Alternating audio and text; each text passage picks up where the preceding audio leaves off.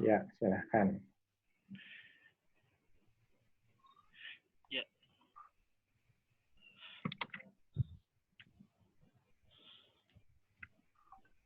Assalamualaikum warahmatullahi wabarakatuh.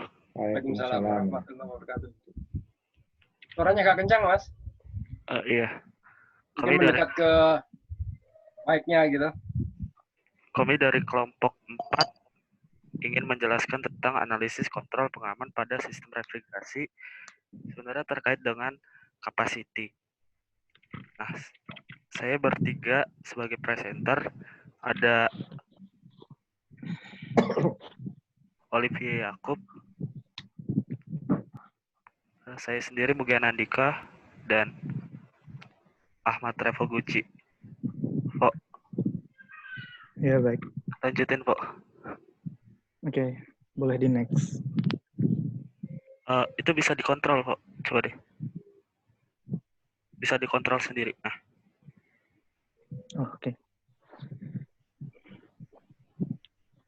Jadi, mulai dari latar belakang. Jadi, sebagaimana yang kita tahu, untuk beberapa tahun ke depan, bahwasannya energi listrik semakin krisis. Dengan digantinya nantinya dengan energi baru terbarukan. Agar tidak mengonsumsi energi listrik yang berlebihan, maka dibutuhkan kontrol capacity. Jadi dengan mengefisienkan energi-energi yang ada salah satunya dari siklus refrigerasi ini. Jadi dengan penggunaan sistem refrigerasi yang terkontrol, yang signifikan dalam menghemat energi dan sebagai upaya penghematan energi di dunia.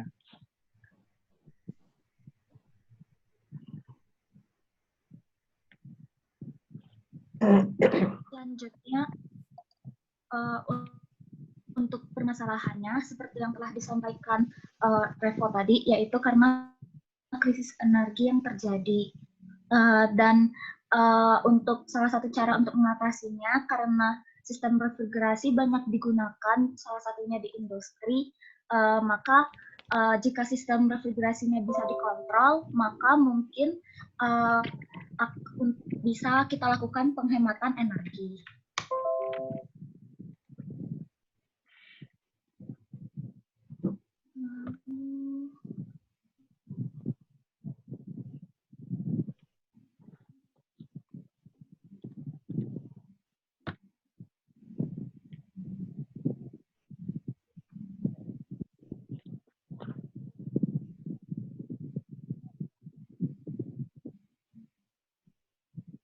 Tolong next.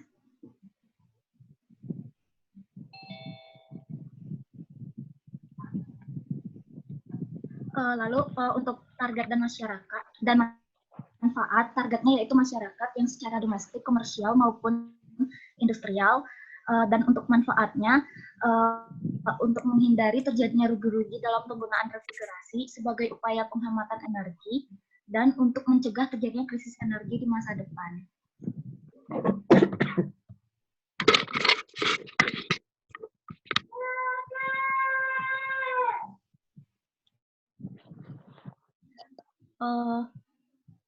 Sistem ini merupakan keyword yang kita gunakan.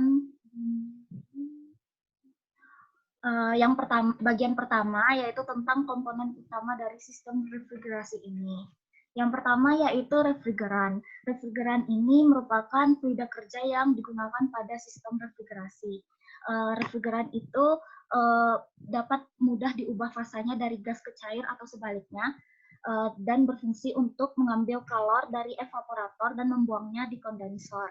Contoh yang sering digunakan CFC, terus ada R11, R12, R13, R22, dan R134A.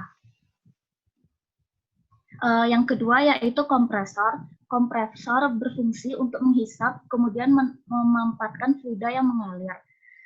Kompresor ini mengubah refrigeran yang tekanannya rendah dan suhunya rendah menjadi tekanan dan bersuhu tinggi. Kompresor ini bisa single maupun multi-stage configuration. Yang selanjutnya yaitu kondensor. Kondensor ini berfungsi untuk menghilangkan panas dari refrigeran. Yang selanjutnya yaitu expansion valve. Expansion valve ini terletak antara kondensor dengan inlet dari evaporator.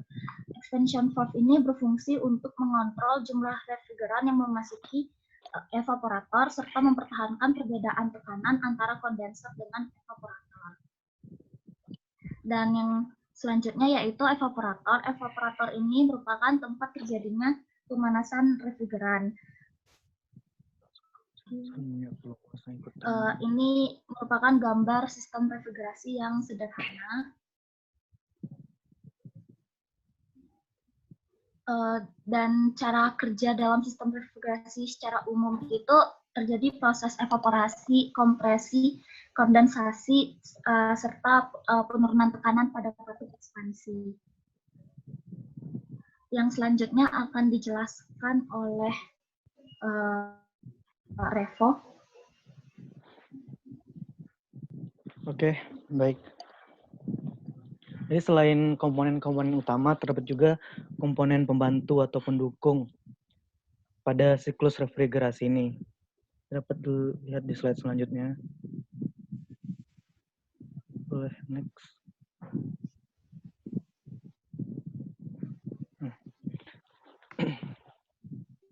Baik, di sini merupakan siklus kompleks dari sistem refrigerasi.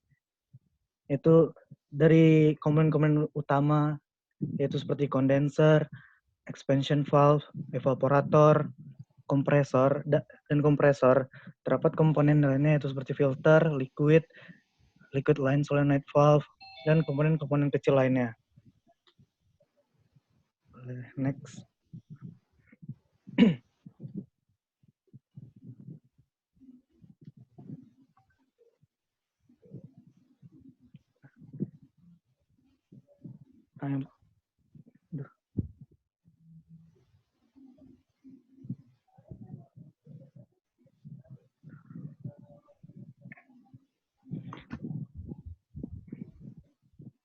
Oke, yang pertama minyak kompresor. Sebagaimana halnya ada seperti perputaran, jadi diperlukan pelumas agar melindungi bagian-bagian yang berputar tersebut agar tidak aus dan rusak. Dan salah satu sifat dari minyak kompresor ini itu tahan terhadap suhu dan juga tekanan yang tinggi. Sebagai halnya itu kompresor. Dan selanjutnya itu oil separator. Oil separator ini terdapat di dekat kompresor. Jadi ini berfungsi untuk memisahkan minyak pelumas yang ikut termampatkan oleh kompresor dengan uap refrigeran. Dan selanjutnya itu ada heat exchanger yang dapat memindahkan kalor dengan menyinggungkan saluran cairan refrigeran yang bertekanan tinggi saluran uap refrigeran dengan bertekanan rendah.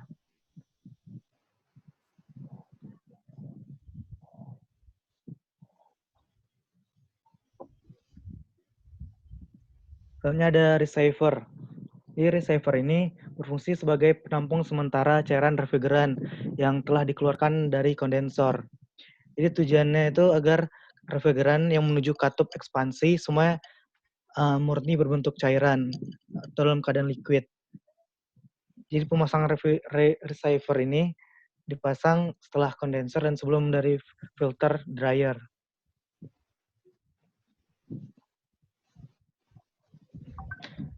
Selanjutnya itu terdapat filter dryer. Di mana filter dryer ini terletaknya di keluaran dari coil kondensor. Itu memiliki tiga fungsi utama. Itu pertama sebagai mengeringkan dengan cara menyerap uap air yang terkandung pada refrigeran. Yang kedua itu sebagai penyimpan. Itu tempat menyimpannya refrigeran sementara. Dan yang ketiga itu sebagai penyaring. Dengan menyaring refrigeran dari kotoran yang bersirkulasi.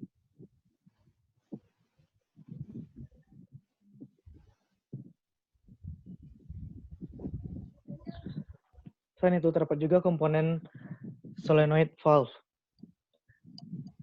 Jadi solenoid valve ini merupakan katup elektromagnetik untuk pembukaan dan penutupan otomatis saluran cairan dan gas.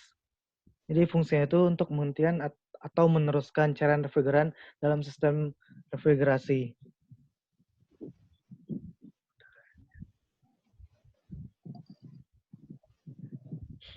Selanjutnya terdapat juga sight glass atau moisture indicator. Ini berfungsi untuk melihat kualitas refrigeran yang bersirkulasi. Jadi terdapat dua indikator yaitu kuning dan hijau. Mana hijau itu menunjukkan dry atau menandakan bahwa tidak adanya uap air pada sistem. Dengan kuning itu atau dapat dibaca dengan wet, itu indikator menandakan bahwa pada sistem itu terdapat uap air, tapi perlu divakum atau dalam bentuk uap.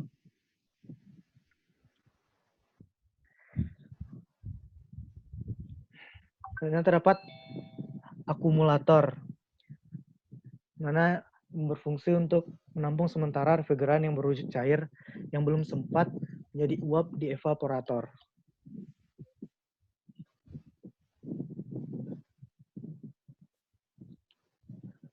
Kemudian evaporator pressure regulator. Jadi komponen ini digunakan untuk mempertahankan tekanan evaporasi di evaporator dengan pada tekanan yang ditentukan. Misalnya ini dekat dengan expansion valve. Dikenalkan oleh Mugi. Ya, selanjutnya adalah komponen kontrol. Ini merupakan suatu komponen yang fundamental dari bahasan presentasi ini. Nah dari sistem kontrol refrigerasi yang kita simpulkan itu ada dua. Yang pertama simple refrigeration system control, yang kedua complex refrigeration system control. Nah, yang simple itu dengan menggunakan termostat. Nah, sebenarnya termostat ini itu sudah dibahas di bab selanjutnya nanti. Dan untuk kompresor kontrol ini itu dibagi menjadi 3. Itu nanti ada low pressure control, high pressure control, sama minyak pelumas control. Terus yang itu dibahas di nanti juga. Nah, ini yang 4 ini itu akan dibahas di slide ini, yaitu temperature control in direct refrigeration sama defrosting process in the direct refrigeration system. Nah, pertama temperature control sama defrosting process. Itu perbedaannya adalah si temperature control ini dia lebih merelasikan atau mengintegrasikan bagaimana suatu refrigerannya itu sebagai media perantara itu bisa mengontrol suhu, di mana suhu itu kan sebenarnya disensor oleh yang namanya termometer untuk mengontrol suhu yang berada di evaporator dan kondenser dan juga ada di kompresor. Terus ada juga manometer. Manometer itu mengukur tekanan. Nah, temperatur kontrol ini itu digunakan untuk mengatur temperatur sesuai dengan yang kita inginkan. Nah, defrosting proses. Saya menerangkan tentang defrosting proses terlebih dahulu. Defrosting proses ini kalau di bahasa Indonesia kan itu tentang pembekuan. Nah, defrosting proses ini nyatanya itu dapat kita lihat di kulkas seperti bunga-bunga es. Nah, bunga-bunga es itu kan defrost ya bahasa Inggrisnya. Nah, karena ada bunga-bunga es di sekitar coil evaporator, itu menyebabkan penurunan kapasitas dari si coil evaporator tersebut. Nah, si coil sehingga kita harus ketika si defrosting itu akan membentuk bunga itu karena suhu di ruangan tersebut sudah di bawah titik dingin, titik beku menurut saya. Di bawah titik beku dari ruangan tersebut sehingga terbentuklah bunga-bunga es. Nah, gimana caranya? Sebenarnya itu ada dua. Yang pertama kayak single pole throw, pakai single pole throw dia dengan eh, menurunkan mematikan kompresor. Maksud saya mematikan kompresor. Jadi ketika si ini sudah di bawah titik beku, maka kompresor akan otomatis mati. Ketika kompresor otomatis mati, maka eh, si si ruangan tersebut didiamkan hingga suhunya itu mencapai di atas titik beku sehingga si bunga-bunga es itu sudah meleleh. Nah, terus yang kedua ada double pole. Nah, double pole ini dia menggunakan alat penambahan. Ketika suhunya udah di bawah titik beku, maka akan mati kompresornya. Ketika mati kompresornya, kita menambahkan heater. Heater itu heater untuk coil evaporator, sehingga itu akan mempercepat proses pelelehan bunga es yang ada di coil evaporator. Tetapi untuk yang double pole ini, dia membutuhkan energi yang lebih tinggi dibandingkan yang single pole. Nah, ini kan udah temperature control dan defrosting proses. Dan perbedaan yang kedua adalah direct refrigeration dan indirect. Direct itu, jadi refrigeran itu kan ada R134, R1, R717 atau R747. Nah, yang direct itu biasanya refrigeran itu langsung menjadi perantara antara mendinginkan suhu dan melepaskan suhu sehingga si refrigerannya tersebut yang menjadi perantara utama. Sedangkan yang indirect itu ada sekunder refrigeran yang biasanya kalau kulkas kan sekunder refrigerannya itu etilen glikol. Terus bisa juga kita gunakan air sebagai sekunder untuk mengambil suhu dalam ruangan tersebut secara tidak langsung. Jadi perantaranya ada refrigeran, terus air, terus baru ke udara ruangan tersebut. Nah, terus yang kedua ada simple refrigerant system control. Nah, ini mengenai termostat. Jadi kesalahan yang umum sering dilakukan adalah termostat ini bukan untuk mengatur suhu, tetapi termostat ini untuk mesensor suhu. Jadi di termostat ini ada bulb sensor. Bulb sensornya itu terletak di outlet atau keluaran dari evaporator. Nah, outlet ketika si evaporator ini masih belum tinggi suhunya dan tekanannya, maka si katupnya ini belum kebuka. Jadi evaporatornya itu outletnya masih tertutup sehingga ditunggu sampai suhunya sesuai yang diinginkan baru terbuka. Nah, ini evaporatornya ini kan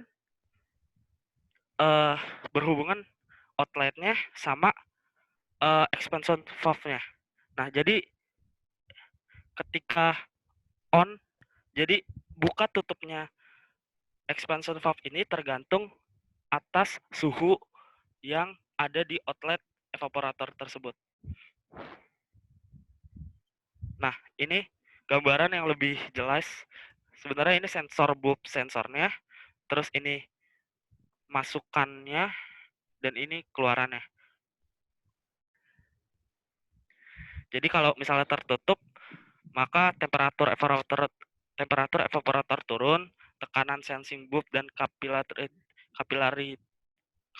tube turun, maka akan menekan valve ke posisi menutup dan mengurangi aliran refrigeran. Dan sebaliknya, ketika kebuka, yang diindikasikan adalah temperatur outlet evaporator naik, tekanan sensing bulb naik, maka akan menyebabkan capillary tube naik, diafragma bergerak ke bawah menekan valve, maka posisi expansion valve thermal ini akan membuka. Nah, ini yang sebelumnya tadi, complex refrigeration system control. Kompresor control ini sebenarnya ada 3. Yang pertama high pressure control untuk mencegah tekanan di atas standar yang diinginkan ketika refrigeran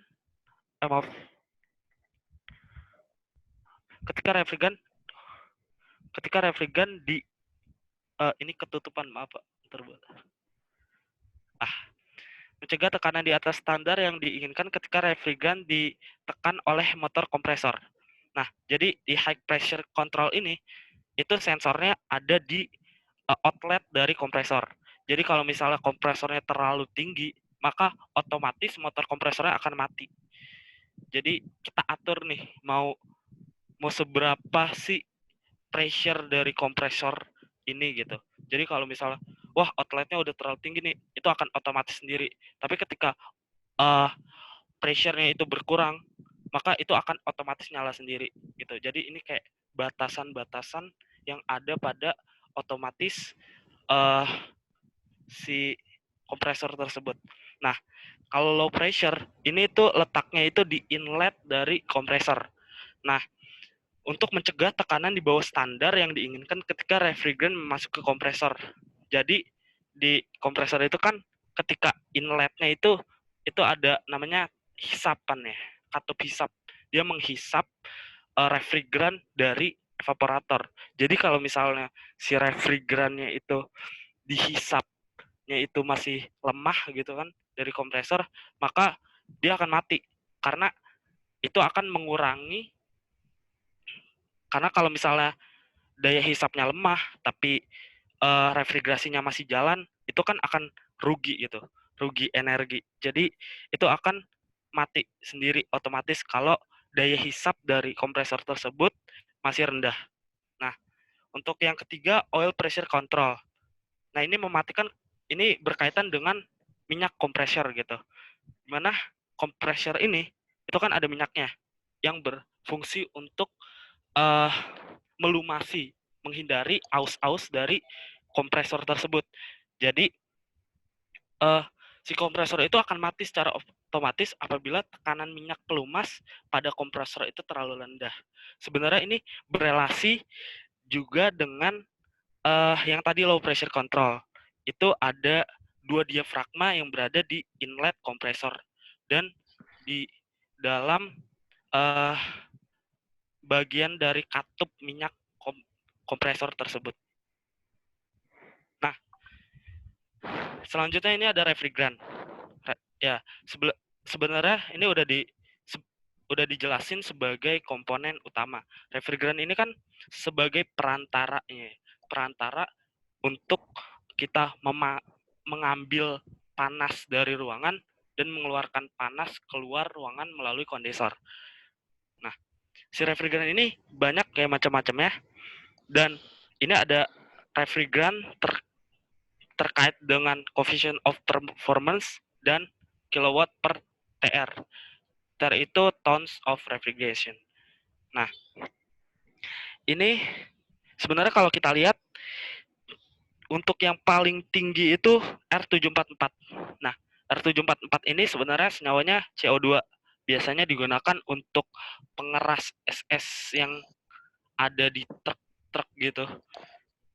Biasanya titik bekunya sangat tinggi, titik didihnya itu sangat tinggi, sangat rendah ya, sangat rendah. Sedangkan untuk R yang paling sering digunakan pada industri itu adalah R717. Ini sebenarnya adalah amonia. Amonia itu memiliki COP 4,92 dan KW per TR 0,716.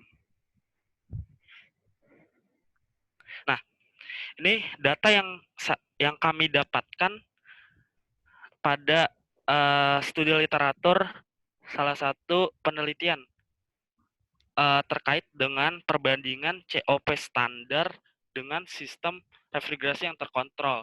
Nah, dalam konteks ini, sistem refrigerasi yang terkontrol adalah sistem refrigerasi yang suhunya sudah diatur sebelum dia memasuki dari kondenser. Jadi, harusnya kan sebelum masuk kondenser, refrigerannya itu keluar dari kompresor kan. Kompresor berarti suhu itu udah ada di superheated.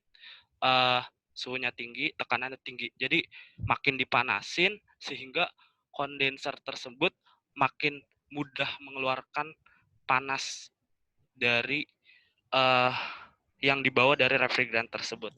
Nah, COP standar kalau kita nggak pakai yang kontrol seperti itu, COP-nya dari waktu ke waktu itu cukup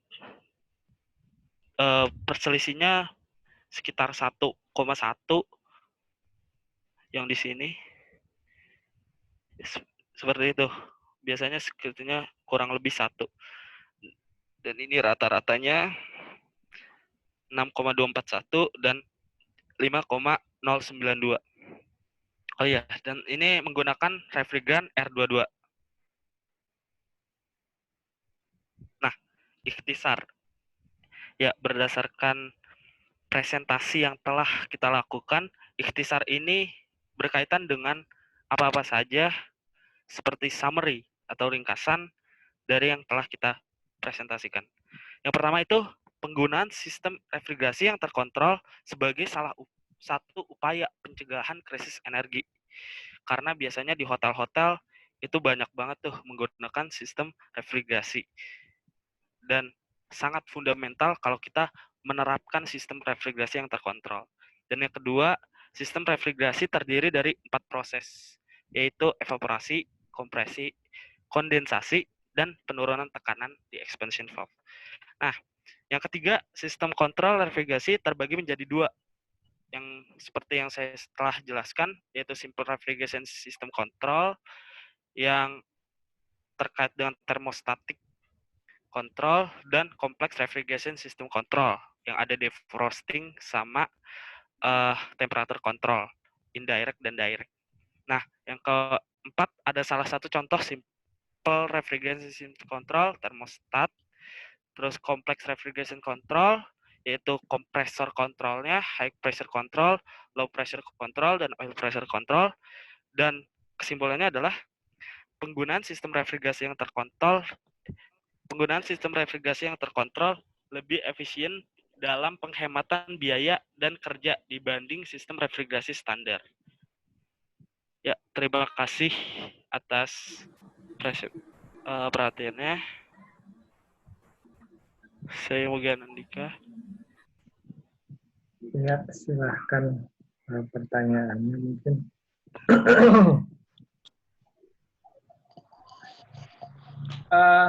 Boleh saya bicara dulu sebentar? Iya, Pak. Ya, gini. Maaf, Pak. Ini tenggorokan saya serak sih. Jadi begini,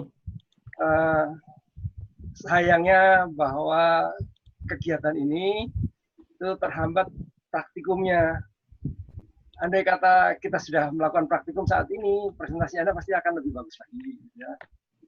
Tidak usah kecil hati. Tidak apa-apa, memang ini harus kita lakukan bersama, keadaannya seperti ini, kita manfaatkan semaksimal mungkin. Gitu ya. Jadi begini, tadi Anda menunjukkan suatu sistem refrigerasi. Tadi ada sistem yang ada 4 komponen tadi, yang paling gambar skema yang pertama tadi, coba bisa di-share gambar itu. Terus.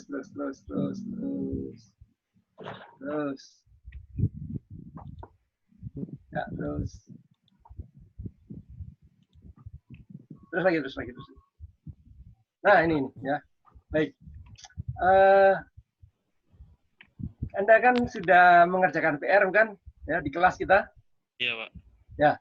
Nah, coba misalnya gambar ini Anda sertai dengan gambar grafik siklusnya. Oh, iya, Pak. Pada pH diagram. Iya, Pak. Ya. Maka kemudian kelihatan dari gambar siklus itu, misalnya ini Anda memberikan nomor-nomor 1, 2, 3, 4 untuk setiap titik-titik yang krusial, Iya, misalnya. Ya. Iya. Kemudian titik itu Anda plot juga di pH diagram seperti PR itulah. Ya. Oh, iya, Pak. Maka kemudian Anda dapat melihat, sekian besar manfaatnya, sekian besar daya pendinginannya yang dapat diperoleh, QL-nya itu. Ya. Iya. Sekian besar W-nya itu juga. Ya. Nah, yang masalah dalam refrigerasi itu adalah bagaimana kita memperoleh manfaat sebesar-besarnya. Artinya QA-nya kita perbesar, W-nya Iya. kalau dapat gratis. Iya. Masalahnya kan tidak mungkin gratis. Ya. Iya. Tapi bagaimana caranya kita memperoleh yang murah? Yang murah itu artinya bagaimana? Ya W-nya tidak terlalu besar. Ya. Nah, kalau Anda menggunakan chart pH itu, pH diagram itu, maka kan kelihatan ini kapan QL itu mengecil, kapan W itu membesar. Mengapa sebabnya seperti itu? Oh, Misalnya, iya. kalau suhunya turun, tekanannya turun di evaporator, maka jelas QL-nya akan jadi makin kecil. Ya kan? Iya, iya. Terus di samping itu, HP per LP-nya juga akan makin membesar. Kalau HP per LP makin membesar kan berarti W-nya jadi makin besar kan gitu. Iya, iya. Nah, yang seperti itu Anda dapat naikkan di sana. Oh, Itu harus dikontrol. Gitu. Jadi LP-nya jangan turun, HP-nya jangan naik. Gitu. oh iya, iya. Kedua-duanya merugikan. Oh iya. Ya. Eksesnya apa? Eksesnya adalah kalau LP-nya turun, kemudian banyak kondensat di situ, kondensatnya itu akan menjadi frost. Misalnya begitu. Oh iya. Nah, frost itu akan menghalangi proses transfer kalor. Oleh sebab itu, kemudian frost itu harus diatasi, dibuang, dihilangkan lah gitu. Lalu kemudian ada caranya, ada defrostnya, pakai apa? Pakai backflow, pakai water electrical heater segala macam lah. Gitu. Ya, jadi cerita itulah nanti. Tidak jadi masalah. Anda dapat melengkapinya. Gitu. Oh iya. Ya. Iya, Pak. Dan kemudian kontrol itu bukan hanya kontrol yang sifatnya lokal ya, kontrol yang nempel di unitnya misalnya begitu. Iya. Sekarang tuh bahkan kontrolnya itu bisa jauh dari tempat itu, pakai apa tuh namanya, pakai control room misalnya gitu ya. Oh iya. Bahkan kemudian yang remote kontrolnya itu. Kan sekarang kalau misalnya Anda beli aircon untuk rumah misalnya itu pasang, kan nyalakan matikannya kan pakai remote control kan? Iya, Pak. Nah, itu kan bagaimana caranya? Kemudian Anda juga dapat meningkatkan tiupan anginnya atau menurunkan tiupan anginnya, mengatur setting suhunya segala macam secara remote, kan? Iya. Jadi itu sudah biasa tuh, ya. Nah, tapi tidak jadi masalah. Sekarang ini problemnya itu adalah bahwa Anda kekurangan kesempatan untuk mempunyai kesempatan hands-on, langsung praktikumnya. Gitu. Mudah-mudahan ini cepat usai, suatu saat kita dapat kumpul lagi dan kemudian kita melakukan praktikum secara fisik. Amin. Iya, amin, Pak. Ya, itu. Karena ini yang barang kecil di rumah, kulkas misalnya gitu, atau aircon di rumah itu kecil gitu ya. Tapi kalau kita masuk ke industri, waduh besar sekali dan ini sangat penting gitu. Meskipun hanya supporting system gitu, tapi kalau tanpa supporting ini industrinya bisa mati, bisa gagal. Ya. Dan ini sangat penting, besar sekali bisa. Ya. Oke. Kali ada teman-teman yang bertanya, silakan. Ya. Silakan, tanya.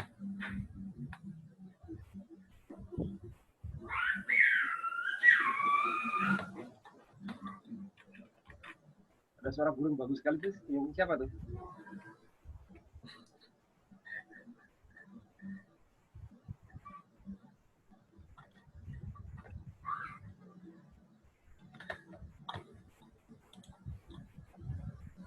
Ada pertanyaan nggak? Mas Irsyad barangkali punya komentar mengenai kontrol. Oh iya, mungkin ini saya mau sedikit share coba. Bentar.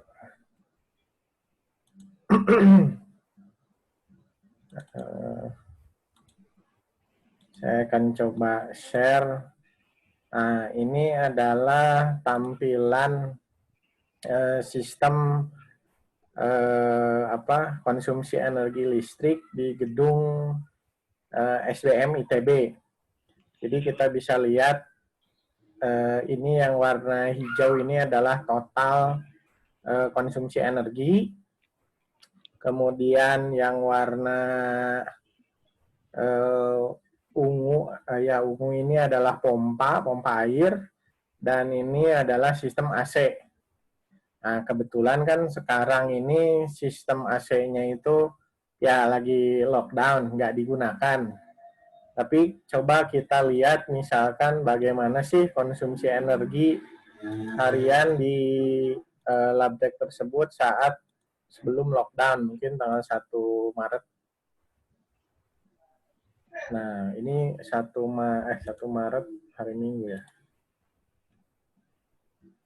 Nah, ini. Jadi dapat dilihat misalkan di tanggal 2 Maret penggunaan energi listrik itu pada misalkan jam 1 siang, jam 2 siang ini penggunaan listriknya sampai 43,84 kWh. Coba kita cek kalau penggunaan AC-nya berapa. Nah, kayak tadi, oh maaf, tadi itu baru fase A-nya saja, total misalkan, nah ini 130 kWh ini pada siang hari. Nah, kita coba cek bagaimana penggunaan listrik pompa. Nah, pada hari yang sama, pada jam yang sama, ternyata sistem AC-nya itu di sini hampir 90 kWh. Artinya apa? Jadi sistem AC di gedung tersebut atau AC tersebut menggunakan listrik 90 per 130 kWh. Artinya berapa persen tuh? Artinya mungkin sekitar 70%. Jadi ya makanya disinilah pentingnya sistem kontrol VAC untuk penggunaan energi listrik, karena ini sebagai contohnya satu gedung ini saja sistem VAC-nya itu hampir memakan 70% dari penggunaan listrik di gedung tersebut. Nah, kebetulan kalau yang di gedung ini sistem aircon-nya itu terpusat, jadi ada untuk satu gedung itu terpusat, sentral, kemudian didistribusikan ke berbagai lantai, ke berbagai ruangan gitu. Jadi didistribusikan, yang dikontrol itu di sentralnya dikontrol, kemudian ke tiap ruangannya juga dikontrol gitu. Secara ada control room-nya di sana. Oh iya, Pak. Nah, mungkin itu Pak yang bisa saya tambahkan, Pak. Ya.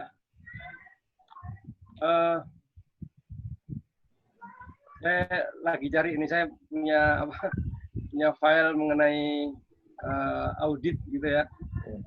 Di mana nih, belum ketemu nih. Saya ingin share, saya tunjukkan gitu seperti apa gitu. Ya. Sebentar, ini mungkin ketemu nih. Sebentar.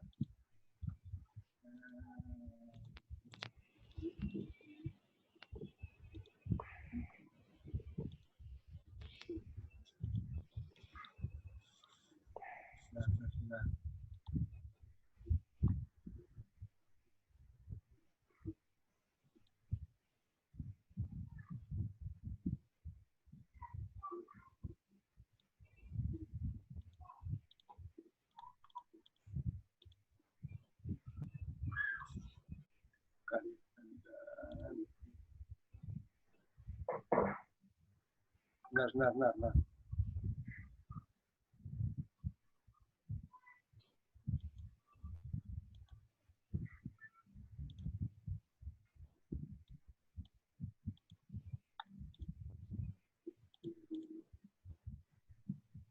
Tunggu sebentar ya. Ya Pak, tunggu Pak.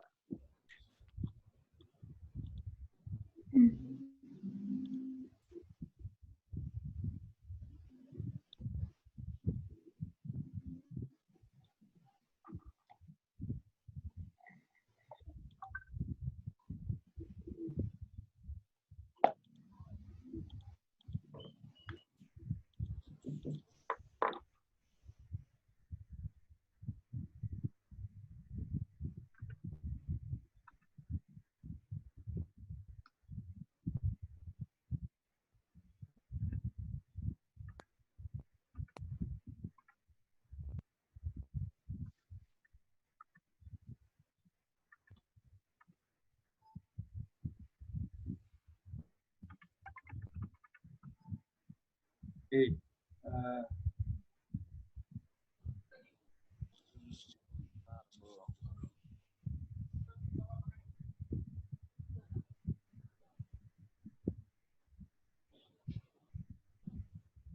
Saya share screen ya.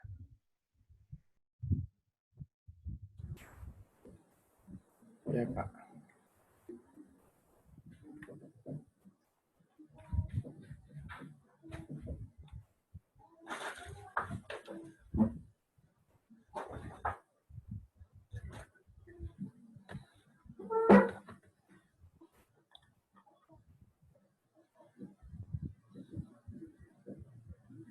Muncul nggak nih? Ya, Pak. Muncul, Pak. Evaluasi ya. Ya, muncul. Oke, baik. Jadi ini adalah chiller di Hotel Dharma Wangsa. Ya, sudah tahun 2010. Itu. Nah, chillernya tidak saya ceritakan seperti apa, gitu ya. Pasti komponennya adalah empat komponen utama, itu kompresor, kemudian ada kondenser, ada piranti ekspansi, expansion valve, lalu ada evaporator. Ya. Tapi kemudian ini difungsikan untuk mendinginkan sebuah gedung besar, gitu ya. Jadi unitnya juga pasti akan besar, gitu ya. Nah, waktu itu chiller ini minta diakses seperti apa kinerjanya. Gitu. Orang mengoperasikan itu, dia merasa bahwa ini kurang bagus, tapi tidak dapat mengkuantifikasi kurang bagusnya seperti apa. Kemudian ada pihak lain datang ke situ, ini chiller sudah tua, sudah waktunya diganti, saya tawarkan baru lebih ekonomis, lebih dan sebagainya lah. Nah, tapi mereka apa benar sih, apa gimana dan sebagainya. Mereka ingin untuk dievaluasi. Jadi kemudian mereka mengundang kami datang dan kami lakukan assessment, ya, bukan audit ya, assessment. Oke. Nah, begini yang kami tinjau itu. Ini kami tinjau energi elektriknya seperti apa nih. Ini kalau kita lihat, kita rekam sepanjang waktu dari, meskipun tidak terlalu lama ya, hanya beberapa jam gitu, dari pukul 10 sampai pukul 13.30 kira-kira gitu ya. Itu kami rekam ini kilowatt powernya. Ya, powernya seperti apa. Ternyata kami dapati kondisinya seperti ini. Kilowattnya yang begini kilowattnya gitu ya. Kemudian ada kilovolt reaktif gitu ya. Bukan. Ya, apa itu namanya? Ya KVAR istilahnya gitu ya, dan KVA. Ini kami rekam gitu ya. Jadi kami dapatkan kilowatt rata-ratanya berapa?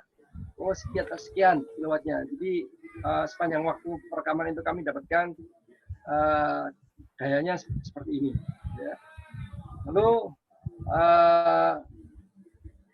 kontrasnya kami ukur. Kebetulan sepanjang waktu ini bebannya hampir stabil. Jadi kemudian kontrasnya itu kami dapati seperti ini. Kontrasnya delta T itu selisih suhunya. Selisih suhu di sini kita lihat ini berapa derajat gitu ya. Kemudian ton refnya itu 120 ton ref, 160 ton ref ini hampir stabil. Gitu ya. Dan ini kemudian kita gabungkan, kita korelasikan dengan KVR tadi. Gitu ya. Ini chiller 1, chiller 2, ada beberapa chiller mereka dioperasikan gitu ya. Nah, sampai kemudian kami dapatkan dayanya seperti ini. Nah, ini untuk waktu yang lebih panjang lagi, ternyata sepanjang hari itu tidak stabil, tidak konstan. Ya. Hampir konstan sampai pukul sekian, kemudian turun, malam-malamnya. Kemudian naik lagi. Mengapa ini turun? Barangkali ini kegiatan memang berkurang di sana. Tapi kemudian sudah menjelang malam dan sebagainya, malam mulai larut, ini stabil lagi dan seterusnya seperti itu. Ya. Jadi kemudian kami buat berapa rata-ratanya, ya, dan kemudian chillernya seperti itu juga, gitu ya. Dan kemudian ini kami hubungkan ini dengan kW per TR yang di bawah ini. kW per TR-nya berapa nih? Kilowatt ini adalah konsumsi energinya, ton ref ini adalah manfaatnya. Gitu. Untuk setiap ton ref ini perlu berapa kilowatt? Ternyata dari assessment kami itu adalah 0,77. Gitu. Sementara kata orang waktu itu, oh ini kilowattnya sudah lebih dari 0,8 ini. Gitu. Sudah waktunya diganti dengan mereka ditawari yang 0,6 sekian. Gitu. Wah, tapi kan kalau kemudian chiller yang lama ini dibuang, diganti baru kan investasinya besar. Kemudian break even point-nya kapan ini? Ya, kembali modalnya ini. Nah, kalau misalnya tidak diganti, pakai yang lama ini dengan kW per TR 0,77 itu akan tahan berapa lama nih sampai kemudian dia mungkin berubah menjadi 0,8 misalnya gitu. Memang perlu asesmen lagi dan sebagainya. Tapi kemudian ini masih ekonomis bagi mereka. Jadi dari hitungan finansialnya yang bukan kami yang memberikan hitungan itu kemudian dapat diambil keputusan oleh mereka ganti atau tidak. Itu sudah bukan urusan kami. Ya, perhitungan finansial itu bukan urusan kami lah. Gitu. Tapi perhitungan asesmen mengenai engineering-nya itu kami yang lakukan. Gitu. Nah ini contoh saja. Ya, ini untuk sistem yang besar, untuk gedung. Juga ada yang untuk industri. Gitu. Seperti kemarin itu ada kawan-kawan angkatan 2015 ya 2016 Kulker pergi ke apa itu namanya perusahaan Pangkaran itu di Cikarang itu apa namanya lupa saya, bukan Indofood.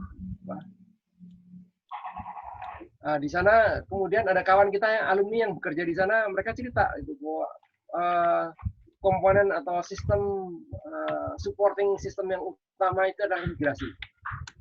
Bukan untuk orang saja, tapi untuk proses. Jadi kalau integrasinya tidak bagus, prosesnya terganggu. Gitu. Itu contohnya ya. Jadi ini contoh saja.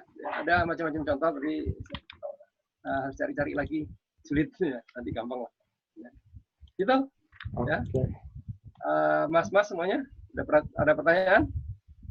Silakan pertanyaan dibuka untuk tadi.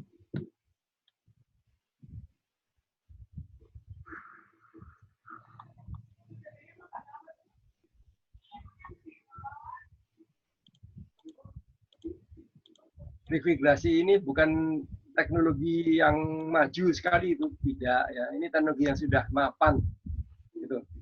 Engineering-nya sudah mapan gitu.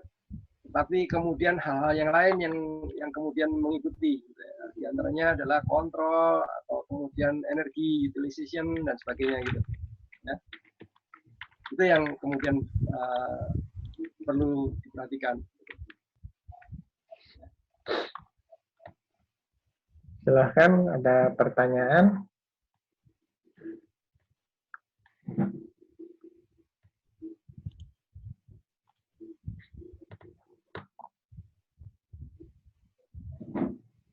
Saya stop share-nya dulu sementara. Ya. Kembali ke semula.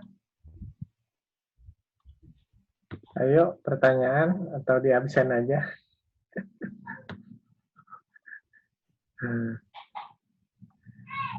Pak Rizal, mungkin Pak Rizal ada pertanyaan? Silahkan. Pak Rizal. Belum ada, Pak. Bentar, Pak. Iqbal, Alivia, Farhan, Rezki, Taufik, Abdul, sama Lutfi Ahmad. Pak, mau nanya, Pak. Abdul, ya silahkan. Kalau kurang dekat mic-nya, kurang jelas. Oh iya.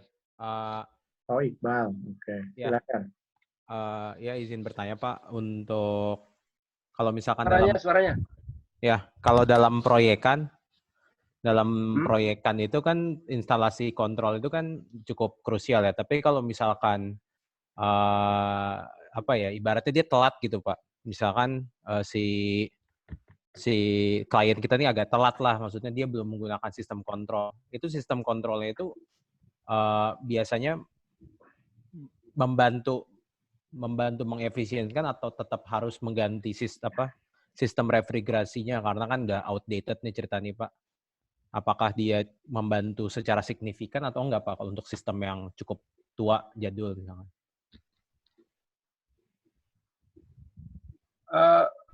saya kurang jelas dengan pertanyaannya, suaranya lemah sekali. Oh. Coba. Jelas nggak, Pak? Ya, oke. Ya.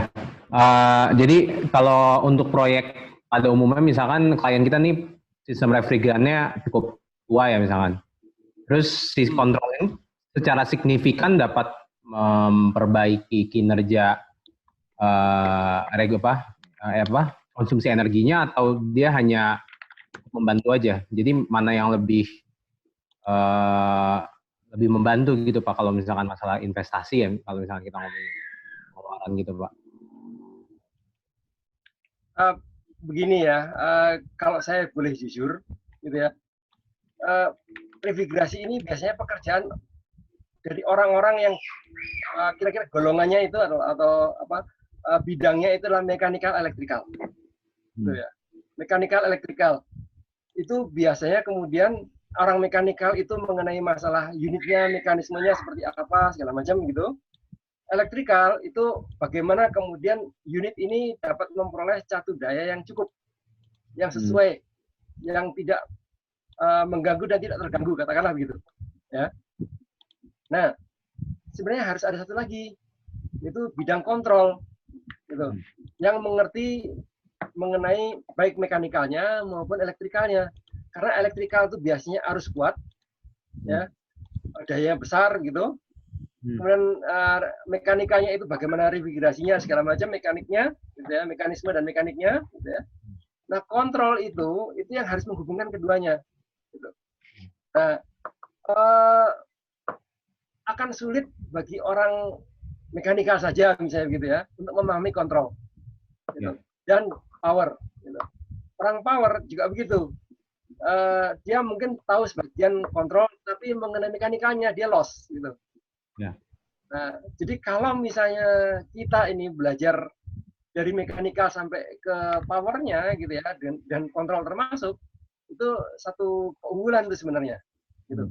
Nah, kemudian kalau misalnya ada permintaan gitu ya, atau ada objek gitu, ini bagaimana caranya supaya lebih bagus misalnya, kinerjanya lebih bagus.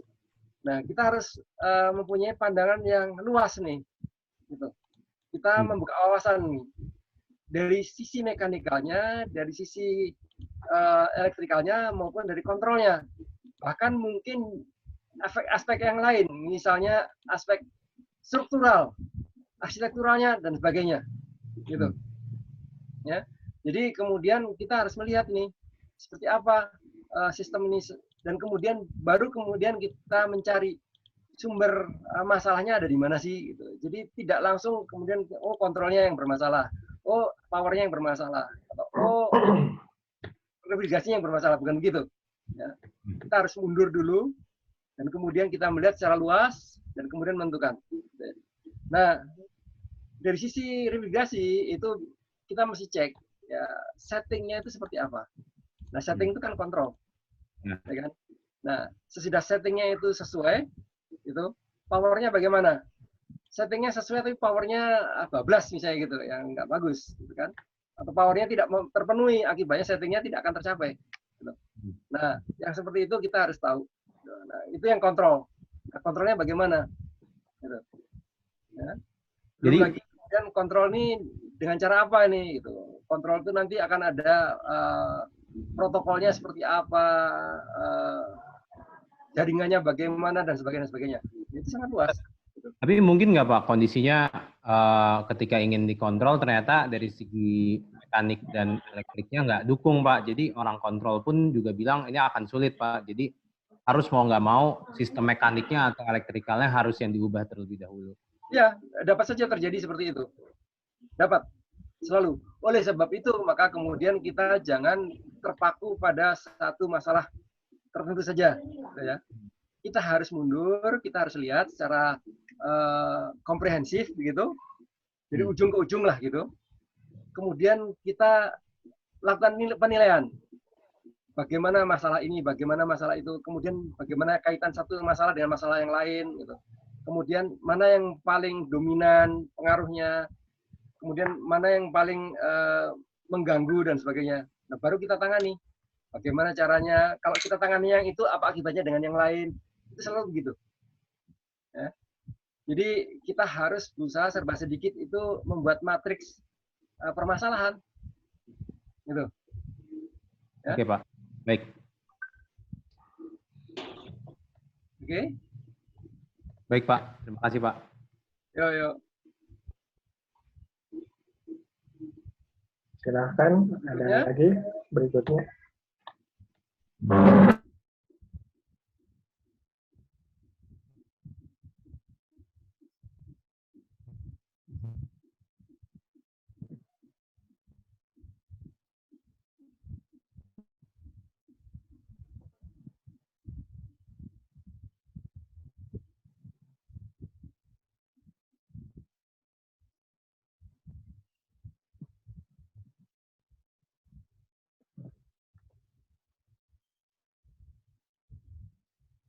Atau belum ada pertanyaan?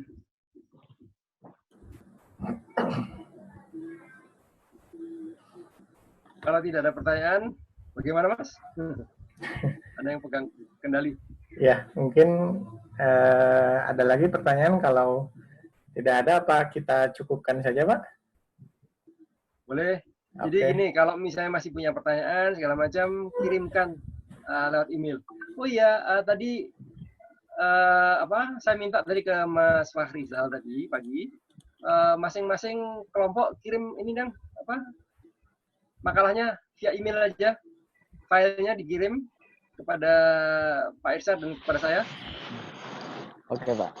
Ya, itu nanti kami akan berikan koreksi, kami akan kirimkan balik untuk perbaikan dan sebagainya. Ya. Oke.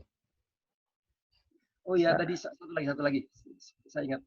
Tadi di awal tadi itu kan diceritakan bahwa Indonesia krisis energi ya, listrik.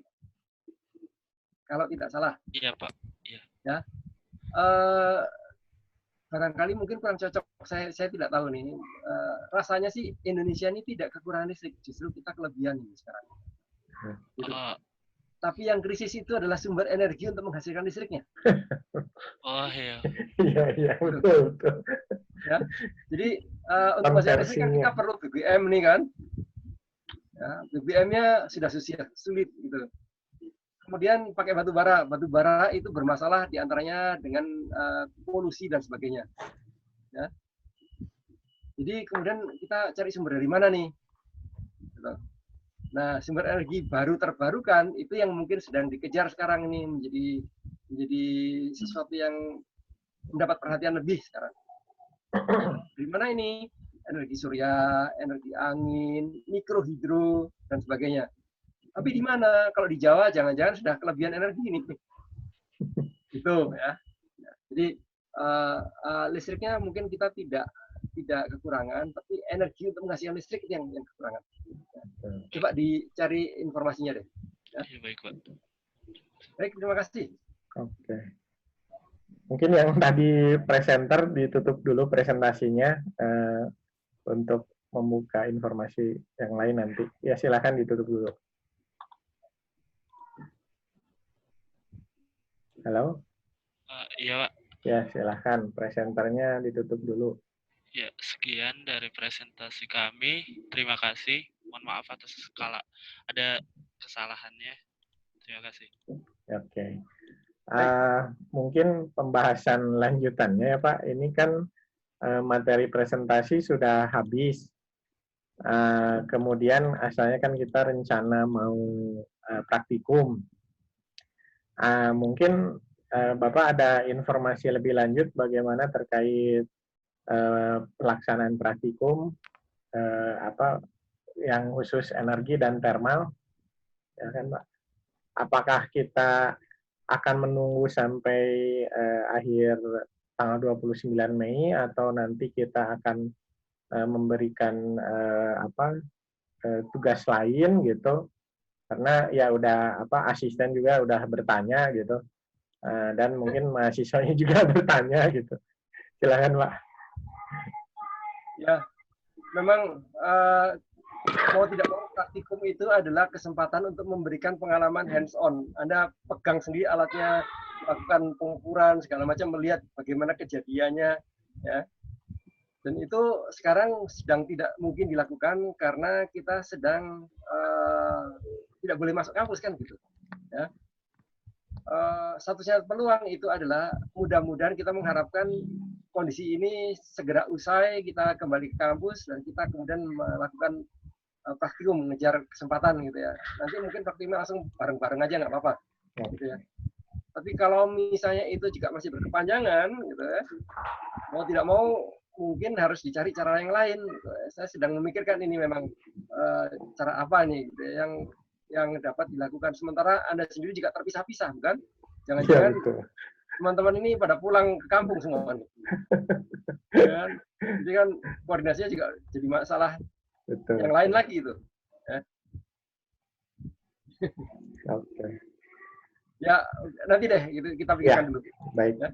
Jadi mungkin itu sekilas info tambahan. Jadi ya kita masih berharap ya nanti bisa hands on gitu kan. Tapi ya sambil menunggu kondisi. Jadi nanti ya disampaikan ke teman-teman yang lain juga. Dan mungkin karena ini presentasi terakhir, mungkin minggu depan gimana Pak? Apa masih, sebab dari paparan sebetulnya sudah semua, dan saya juga sudah mencatat gitu ininya bagaimana presentasinya dan nilai-nilainya.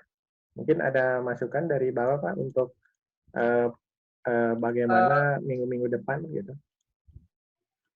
Sudah aja, ini memang program kita kan harusnya praktikum. Baik, Pak. Tapi praktikum tidak dapat dilaksanakan, ya sudah gitu. Kita tunggu aja praktikumnya. Baik, kalau gitu.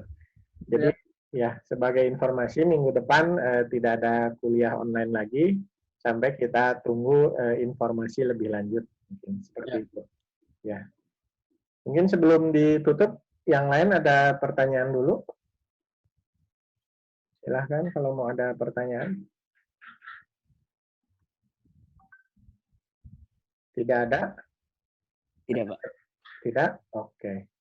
Kalau tidak ada, mungkin kita cukupkan kuliah hari ini. Terima kasih atas kehadirannya. Sehat-sehat semua ya. Ada yang keluhan nggak ini? Gimana? Sehat semua? Ada yang keluhan nggak? Saya punya keluhan. Tidak, Pak. Ya. Alhamdulillah kalau gitu. Alhamdulillah sehat. Ya, amin. Mudah-mudahan sehat semua. Terus ya. Ya mungkin kita akhiri. Assalamualaikum warahmatullahi wabarakatuh. Waalaikumsalam warahmatullahi wabarakatuh. Waalaikumsalam warahmatullahi wabarakatuh.